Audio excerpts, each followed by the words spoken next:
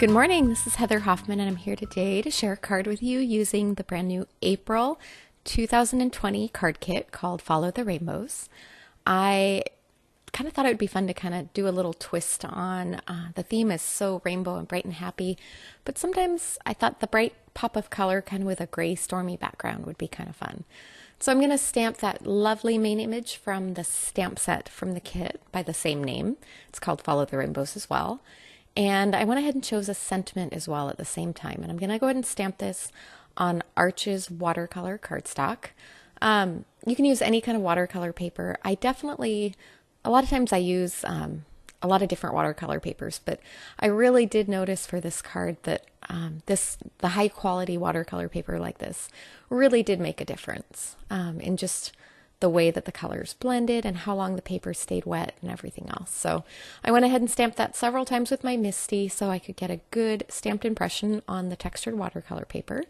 And then I'm pulling out some of my Daniel Smith watercolors, and I'm really only using two colors for this card. I picked a nice, pretty vibrant red, and then I'm also going to be using my black watercolor as well. So I started off with a little brush, and then I decided that the larger brush worked a little bit better. And I'm starting off with just a very, very soft wash of color. Essentially, I put a little bit of color in the corner and then just used the water that had been tainted, that same little bit of red. And I tried to keep it within the lines of that umbrella. As you can see as I go forward, there were a couple little spots that it kind of leaked out. But once I had everything wet there, I just kind of kept going around the outside and adding a little bit of color on there. And the spots that leaked out, I kind of tried to grab a little bit of cleanish water. My water was a little tainted red anyway. And then I'm using a baby wipe just to kind of mop off the extra there. By the time I finish this card, you won't even be able to notice that little bit of red leaking out. But I did want to try and keep it a little bit to a minimum just so it didn't keep leaking out excessively. So, all right, I'm just going to keep deepening that color. I keep grabbing a little bit stronger concentration of that red watercolor and just going around the outside and leaving it and letting it do its own magic, just kind of blend into that damp surface that's already there from getting it wet with the initial dampening of water. All right, now that that's done, I'm going to kind of leave that alone. I'm going to move down to the dress. I wanted to make the dress and the shoes actually coordinate with that umbrella with that bright pop of red. So exact same thing, I got a little bit of color on my brush, and then I'm just using water to kind of spread that out to get my base surface coat on there, and then I can just keep blending the deeper color around the edges and kind of the creases in the dress there for the definition, and then same thing, go around a little more. And on this one, I kind of blended out a little more just because I wanted to make sure and get everything covered, and then I went in pretty bold and dark on the shoes. There's not a lot of surface area there to blend, so I just wanted to make sure those had a nice bright pop of color there. All right, and a little tiny dab of accent up on the umbrella one more time now that that's drying a little bit more. And around the edges, and this time I'm using my finer brush.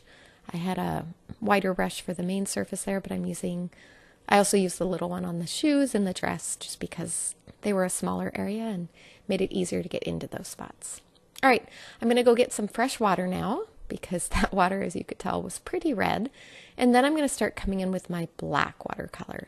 And I've watered that way down to start off. You could see that was almost kind of a soft gray as I went along. And then I grabbed a little bit deeper color to go around the edge. And again, that surface being wet is just going to keep soaking out and blending out. So I'm just going to keep going a little bit at a time around adding the deeper color, and then coming back over that first part again, just to keep deepening that as we go along. It's going to keep blending out and softening, so then I'll just keep coming back and keeping that outer edge as wet as I can so that everything blends out to a really soft color. All right, adding that deeper black along that side, and then again, coming back to this, just to keep building that up, because I really want that image to pop out, and for that black just to keep fading and blending out, so I get a nice soft edge by the time I'm all done there. All right, gotten all the way around with that first base coat. So again, coming in with that darker, deeper black a little bit, and just kind of play it by feel. If you feel like you got too much, come in with a little water and it'll blend out and soften right out. But just keep building up the color. And when you first put it on, it looks like it's a lot darker. I don't know if you can kind of see it there, but as I lay that on, it looks really dark and bold, and then within a few seconds it softens and bleeds out a little bit and blends out just to get a nice soft color.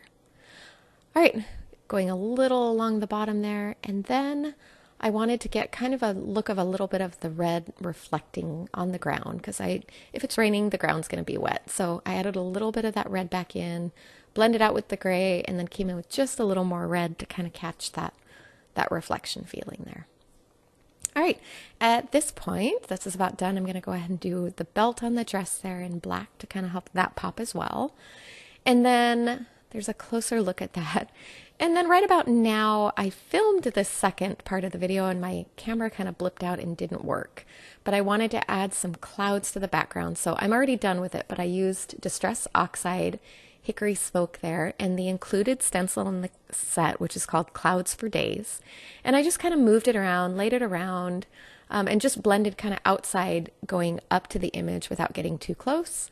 And then I went ahead and die cut that panel with stitched rectangles and mounted it on a soft fog card base to finish off. So sorry that last little bit of the video there didn't make it, but hopefully you get the idea and can kind of see what I did. Thanks so much for coming by today. Have a wonderful day.